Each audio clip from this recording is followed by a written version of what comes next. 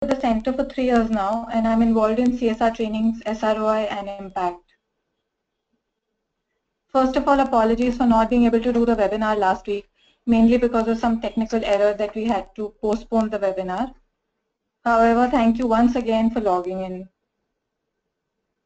This follows our webinar on integrated reporting, where we had received interest and requests from our participants to conduct a separate webinar on social capital.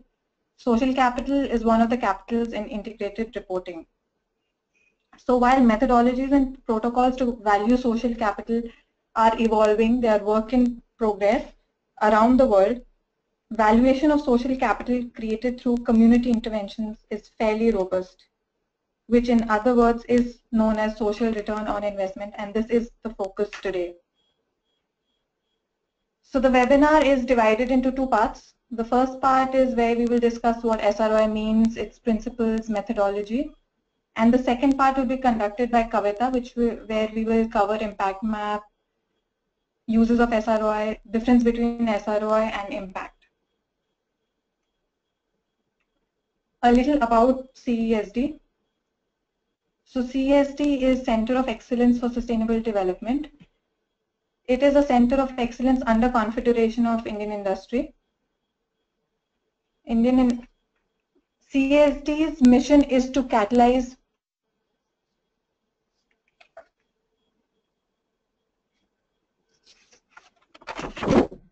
CESD's mission is to catalyze innovative ideas and solutions in India and globally to enable business and its stakeholders in sustainable value creation.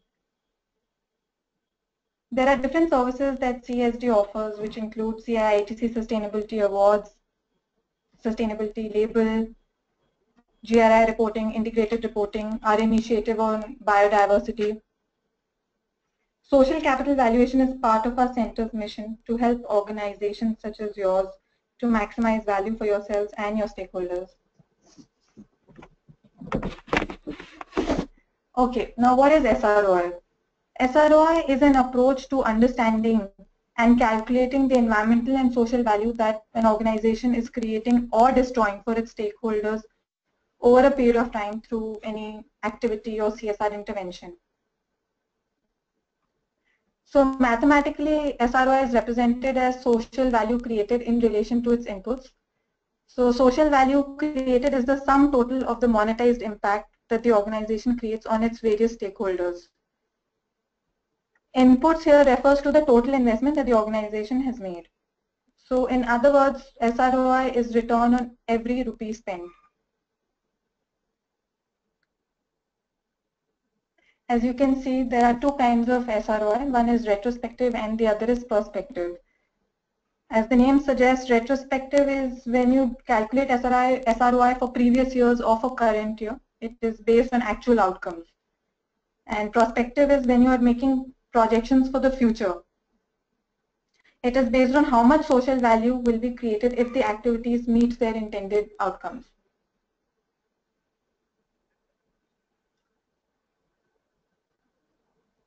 Theory of change. So SROI, the ratio or the number really does not signify much without a theory of change. So theory of change is a way of building a story around every stakeholder to understand the different changes that these stakeholders are going through in terms of outputs, outcomes, or impact in relation to the inputs and activities. In this process, unintended impact, assumptions, and proxies are also captured in order to understand with evidence how the particular organization is translating its goals into action. SROI is much more than just a number. It is a story about change on which to base decisions that includes case studies and qualitative, quantitative, and financial information.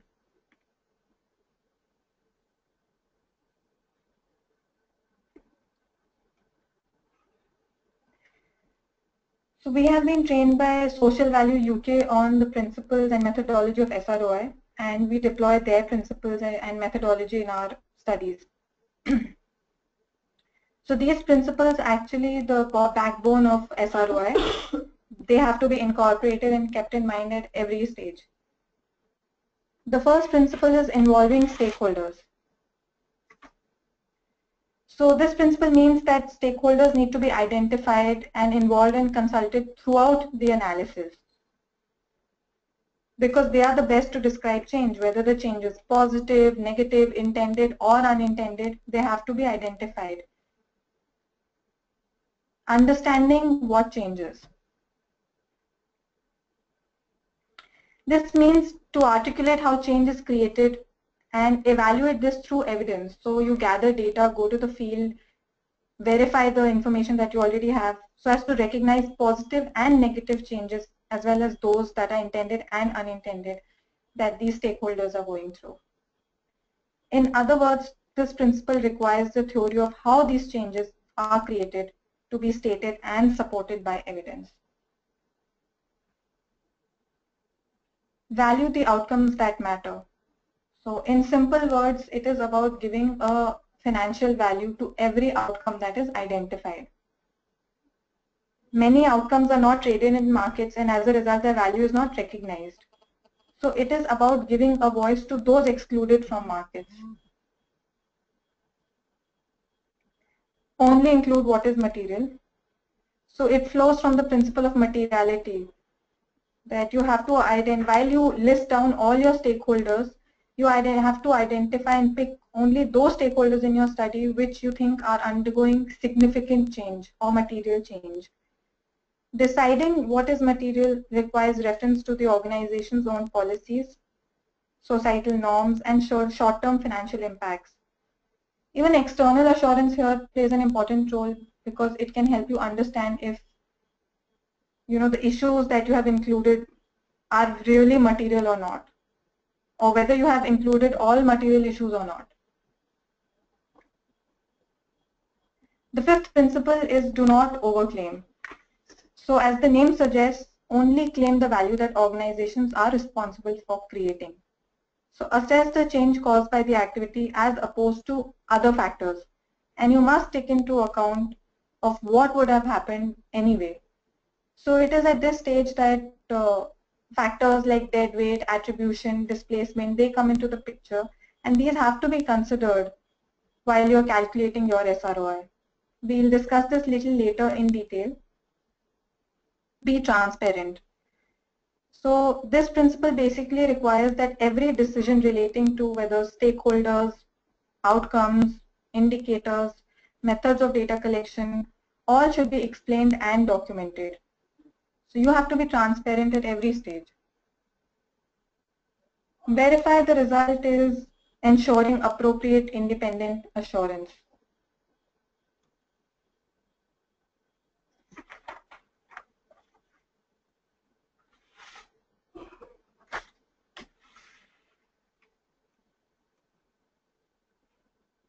Okay, SROI methodology. So the methodology is based on the 7 principles that we just discussed. There are 4 stages in SROI methodology. The first stage is about stakeholders and change. So you identify and involve stakeholders and understand the different changes that these stakeholders are going through.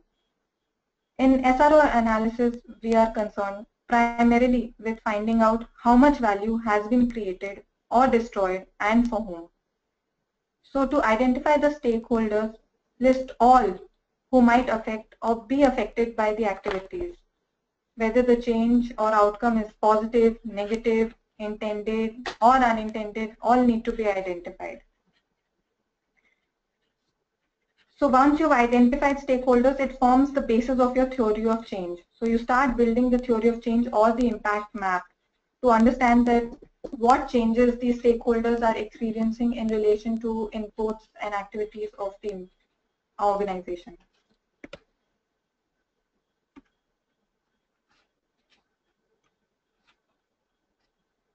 Stage 2 is all about inputs and outputs. So by inputs here we mean the contribution that the stakeholders are making in order to make the activity possible. So the input could be money or time, and then you have to give a financial value to this input. So for example, if the activity is providing training to farmers and one of their inputs is time, then you have to give a financial value to that input, which is time. One way of doing it could be to understand the hourly wages that these farmers are letting go of in order to attend the training. That can be used as your input value here. Output is the direct result of your activity. So for example, if the activity is providing training, then the output will be number of people trained.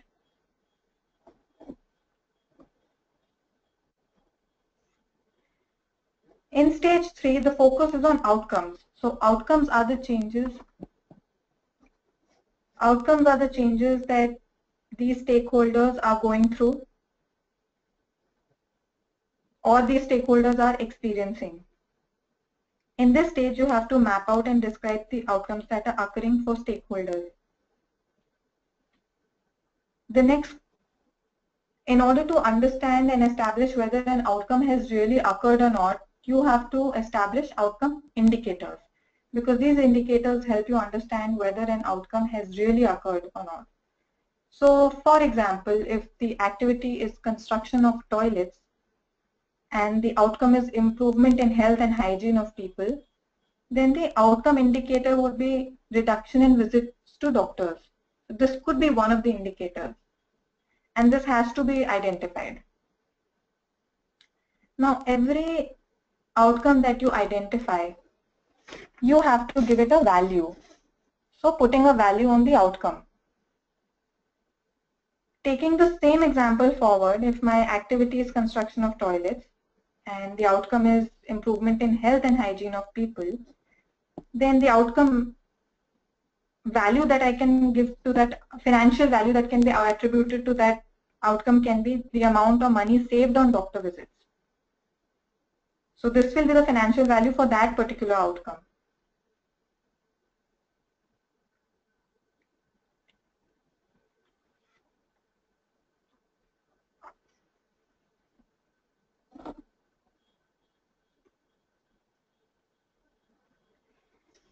Now stage 4, this is a very crucial stage because this stage helps you ensure you're not overestimating or overclaiming.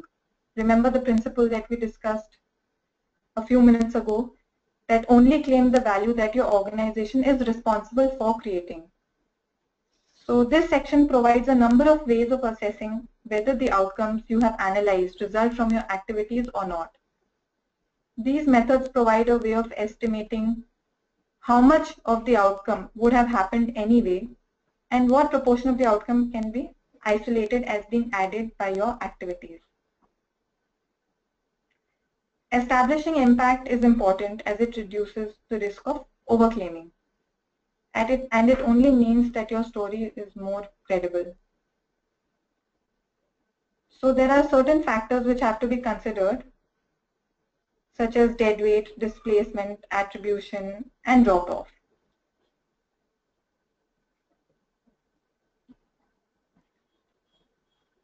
Dead weight is a measure of the amount of outcome that would have happened even if the activity had not taken place. I repeat, dead weight is a measure of the amount of outcome that would have happened even if the activity had not taken place. It is calculated as a percentage.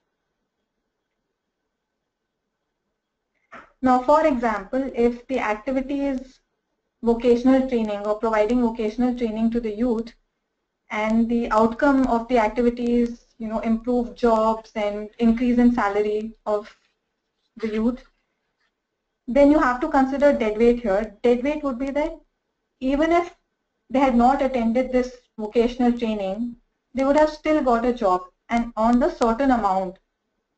So that becomes your dead weight. And that will have to be considered. You will have to deduct your dead weight from the social value that you're allocating to that particular outcome. So to arrive at the social value created by your intervention, the dead weight needs to be deducted, as we are only looking at the value that is created by your intervention in isolation. To calculate dead weight, reference is made to control groups.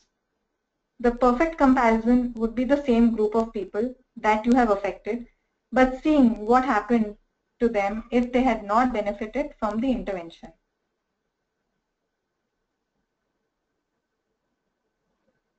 We come to displacement. Displacement is another component of impact and is an assessment of how much of the outcome displaced other outcomes.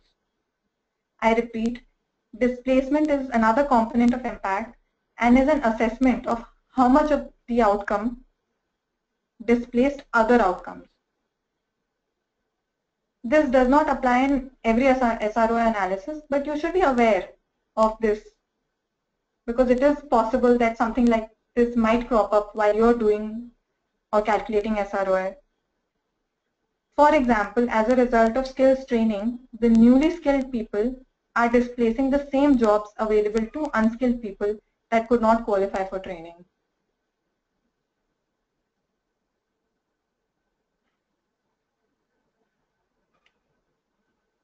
Attribution. Attribution is an assessment of how much of the outcome was caused by the contribution of other organizations or people. I repeat, attribution is an assessment of how much of the outcome was caused by the contribution of other organizations or people. So attribution is also calculated as a percentage. It shows that part of deadweight for which you have better information and where you can attribute outcome to other people or organizations. I'll give you an example here. So if the outcome is increase in agricultural productivity because of your intervention, which is construction of water structures, then you have to factor in whether is it only your intervention which is leading to increase in agricultural productivity, or there are other factors also. It could be that improvement in quality of seed has also contributed to the same outcome, which is increase in agricultural productivity. And this also needs to be considered. Again, what you're attributing to other organizations or activities has to be deducted from the social value that you're attributing to your outcome.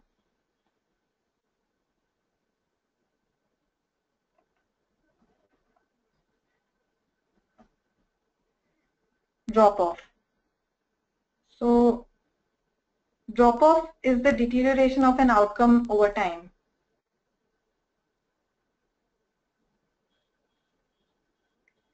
So all of these need to be considered while calculating the impact created by your intervention, because they ensure that you are not overestimating or overclaiming, and you're only claiming the value that is being created by your organization or your intervention in isolation. Because the focus is on the difference that your intervention is making in the lives of the stakeholders. It could also be destroying the value. It could not be, it may be that, while you're creating on the one hand, for some you're even destroying. So both positive, negative changes have to be clubbed and taken into consideration while you're doing the analysis. The next few slides will be discussed by my colleague Kavita. So over to you, Kavita. Thank you, Devika. Thank you for explaining detailed methodology of SROI and 7 principles of SROI. Hello everyone, I am Kavita. I am working with CII CESG from past 2.5 years, and I'm involved in baseline impact assessment and SROI studies. So in next few slides, we will discuss social impact, social value, and the difference between these two terms and the utility of social value. So the slide is about the difference. So SROI and impact assessment are complementary. These two terms are not substitute. So there is no fixed definition of the social impact, but when we talk about social impact measurement, we are talking about understanding the effects on various people that happen as a result of an activity or program. The impact can be positive or negative, and the changes may be intended or unintended, or a combination of all of these. A program can have immediate and direct impact on certain people, but it can also have a far more reaching effect on people and organizations which are not directly engaging with it. They might not even know they are being affected at all, but the impact of the action might be very significant to them. So here I just want to present one example from our one project. So we have done impact assessment study for this project. So this Ahmedabad-based school provides free quality education to underprivileged children, and this school has best infrastructure, they have best teachers, and they're providing all the good facilities, best facilities I must say, to the underprivileged children. So impact study of this school shows that in last some years, behavioral skills of students have substantially improved. Students have become good in presentation skills, their spoken English is improved, and their performance in extra co-curricular activities is also improved. So some other changes were also visible. So like students' performance in mathematics is not very good. So almost 50% of the students are weak in mathematics and their progress is gradual. So such kind of changes were noticed during our study. Some indirect changes were also visible such as neighbors of these students want to be like these students in terms of personality, speaking skills and confidence. So because the school is providing best education and exposure to children, so these children are impacting indirectly to their parents, siblings, neighbor and neighbors' children also. So neighbors' children also sometimes demand their parents to get them enrolled in this school because of the world-class facilities and the exposure provided by this school. So this was the example of social impact. So social impact assessment reviews the social effects of projects and it is applied to planned and unplanned interventions. Social impact can be improved through engagement with different stakeholders. So like we do such studies for companies and we see the engagement of companies with the stakeholders is really limited. They engage with only key stakeholders. They don't engage with other important stakeholders, for example, community. So it is important to engage with different stakeholders and using different data collection techniques. So it is also observed that we use only impact assessment questionnaire or we only use FGDs. So there is very important to use different types of tools to get all types of information from different stakeholders. And third one is identify and measure short-term and medium-term outcomes of the program.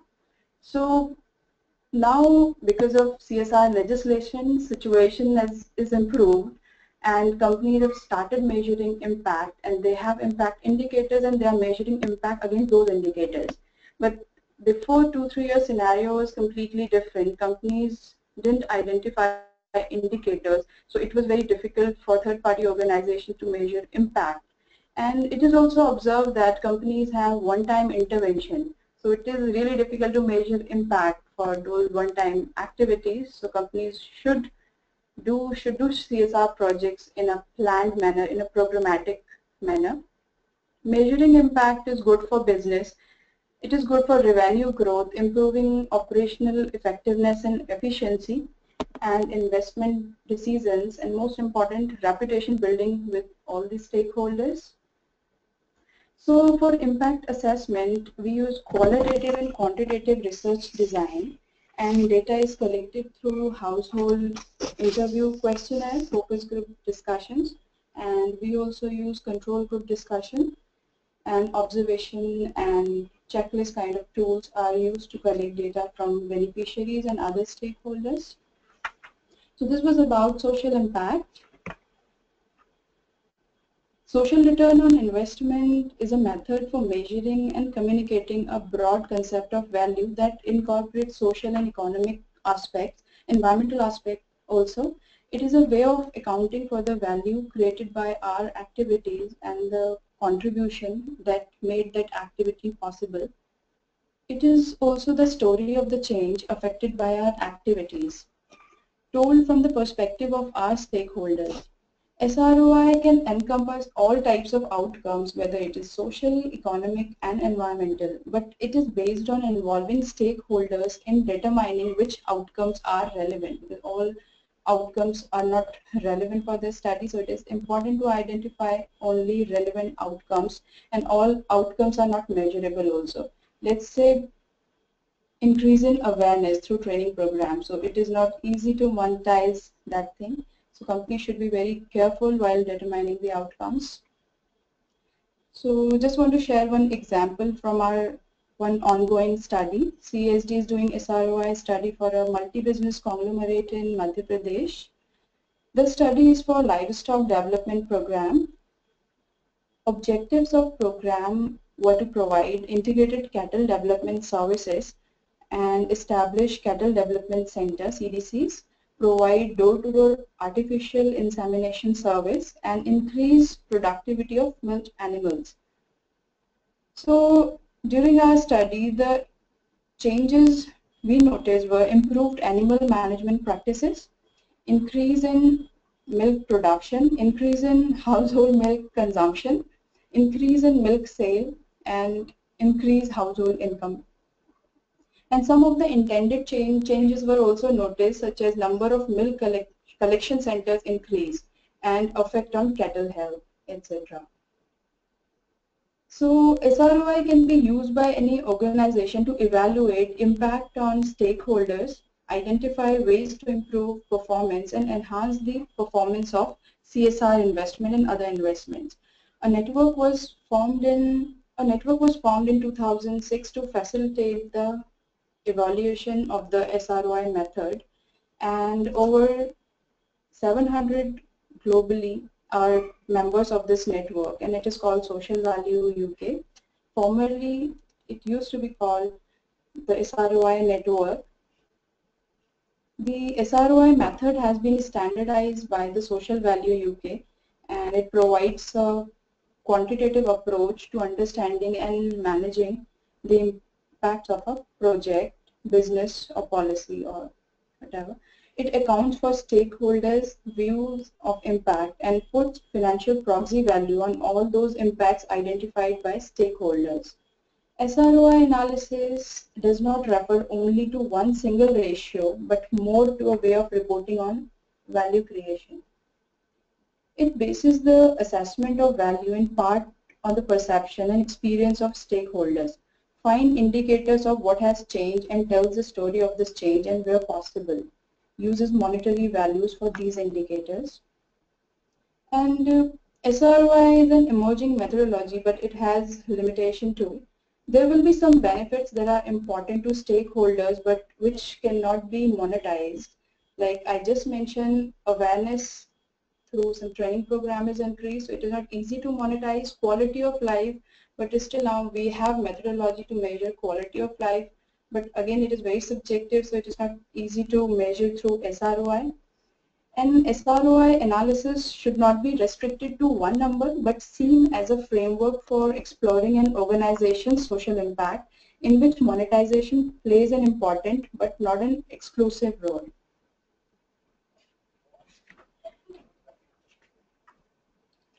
So basically, impact measures broader or longer term impact of the project or organization's output, outcomes, and impact activities.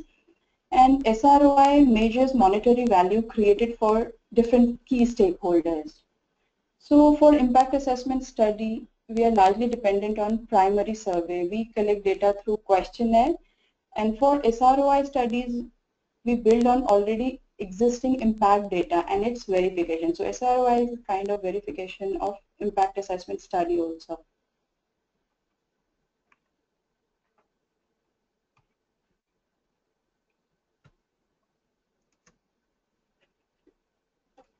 So the next slide is about the difference between these three commonly used terms: outputs, outcomes, impacts.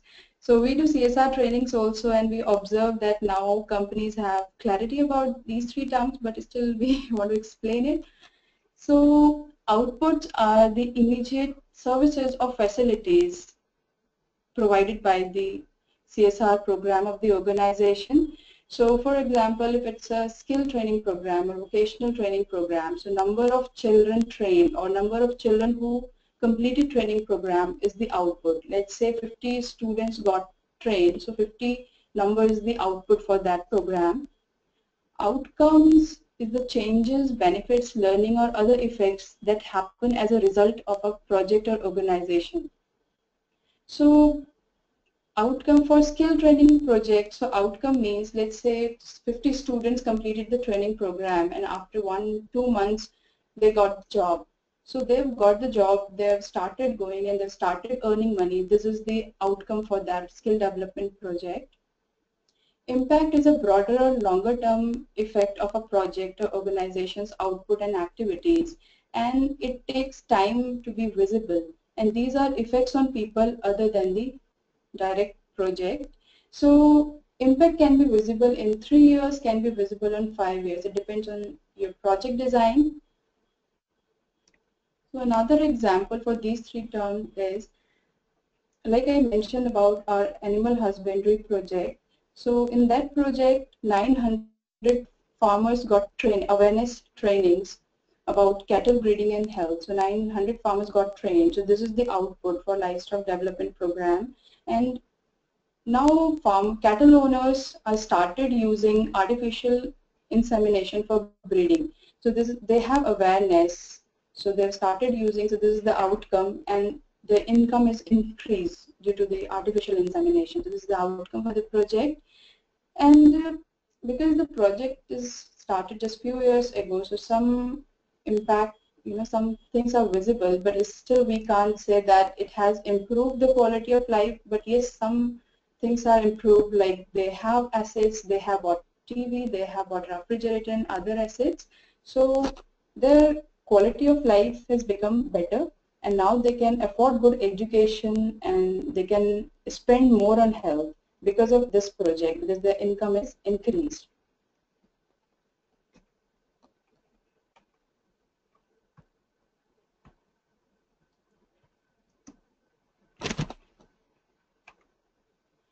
So this is another example of theory of change of watershed management program.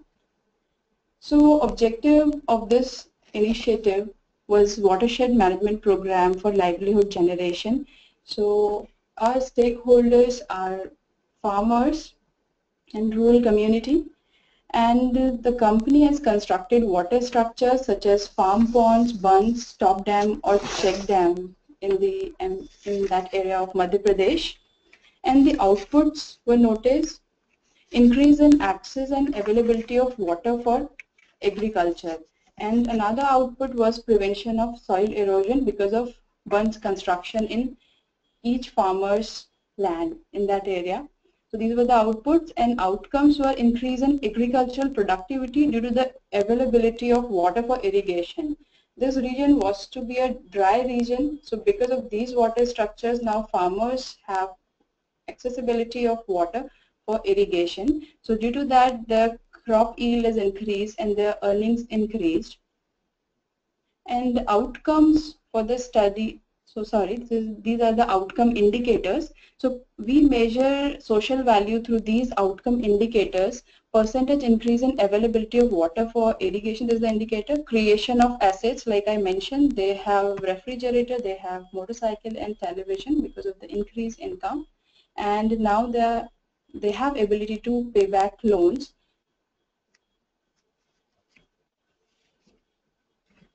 So this project is just 2 years old, and it can be easily seen their quality of life is improved as they have assets, and they are able to afford good education and health facilities because of the increased income. But one potential impact is mentioned in our slide is overall economic development of the region. So in last few years there is a change because of this intervention, but it will take some more time to be visible. So maybe after 3 years or 5 years it will be visible. So one of the impact, it is visible right now, is reduce out migration. As I mentioned, the area is used to be a dry area, so no water for irrigation. So because of water availability, now people have work, they do farming in their land and they work as a labor in other fields also. So now they have employment in the area, so they don't go out. So migration is reduced in that area.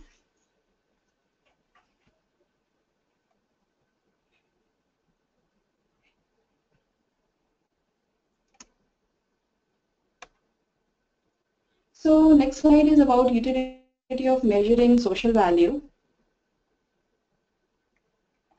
SROI analysis can serve many purposes and can help with a range of activities, strategic planning, raising the organization's profile, or making a stronger case for future funding. So it provides useful information not only to the company but also to funders, investors, and policymakers also. So utility is, if you are a company, using SROI will give you a management tool to guide resource allocation and improve performance, to monitor a project or activity and evidence impact, and to communicate added value if competing for a tender. And if you are a funder or investor, using SROI will give you a method of assessing the performance of an investment against your objectives and of measuring the overall returns from the support and funding you provide. SROI can also be used for future projections for better planning, prioritization, and resource allocation. And like Devika also mentioned, it helps in identification of stakeholders and minimum social value created of your CSR programs. And it improves brand image and strengthens case for financial grant. So communication of social value as a number to all relevant stakeholders is very important in sustainability report, integrated report, and other public reports, as reporting is a powerful tool to analyze companies' performance and help convince investors, stakeholders, supporters, and employees also. Companies should take control of reporting and include social value and social impact in all types of public reports, and look for ways to improve the way they present the social value and social impact story. And the report should be an interesting read for the audience.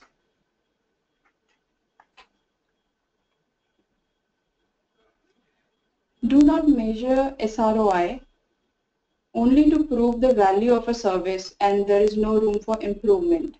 So projects are of different types and all the stakeholders are also different. Some companies do not want to measure beyond impact. So for them impact is sufficient. So it depends on your approach, depends on your CSR design or CSR planning. So, but only to prove the value of a service, so there's no need to measure SROI. And do not measure if your stakeholders are not interested in results, if they don't want to monetize the extra value of impact studies. The strategic planning has already happened and is being implemented. Then there is no use of measuring SROI.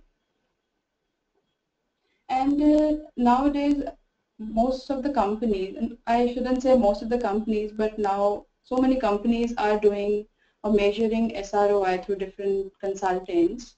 So, but companies should have clarity why they want to measure social value of their CSR programs or any other initiative.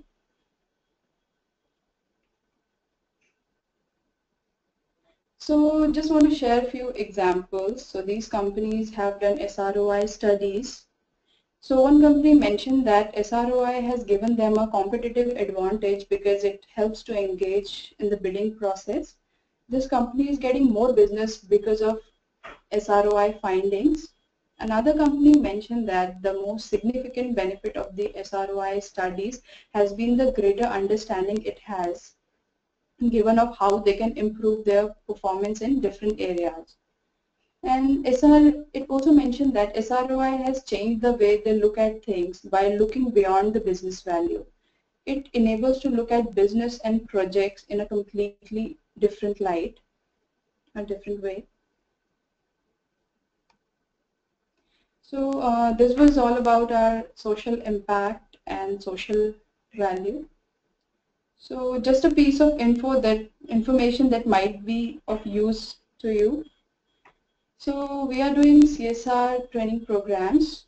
So since April 2014, 25 workshops we have been conducted and reaching out to over 550 professionals. We have also done 10 incomplete training programs for different countries, for different companies.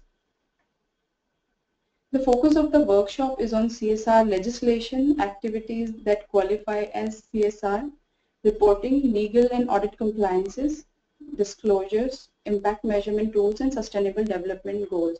And participants were from diverse functions ranging from CSR, sustainability, finance, company secretary, and corporate communications. So our next program is in Delhi on 5th April, and the next program is in-company workshop on CSR strategy and 2017 plan. It's an in-company program for one company in Vizag. And the other program is in Bombay on 8th-9th June. So first day will be a classroom training for participants, and second day participants will be taken to a site for cross-learning visit. We will show one of the best CSR project in Bombay.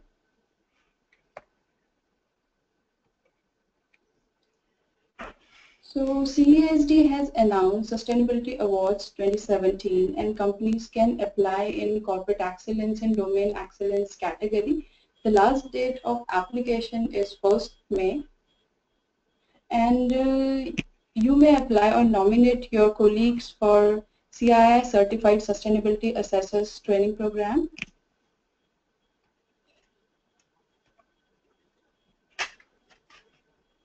Thank you very much for listening to our presentation, and we hope we are able to give you clarity regarding SROI methodology, principles, and the difference between social impact and social value. In case you have any questions or query regarding any part of the presentation, you can write to us. Our email IDs are on your screen. You can write to us. Again, thank you so much.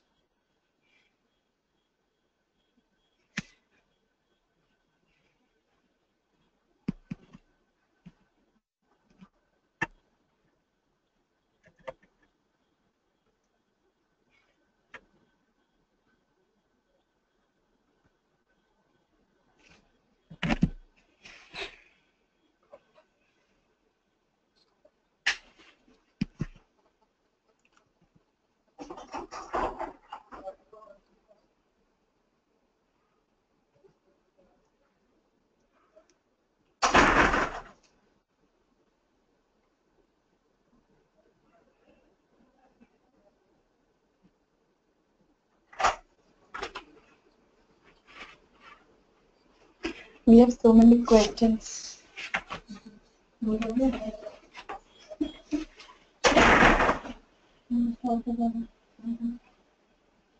Stop कर दी थी ना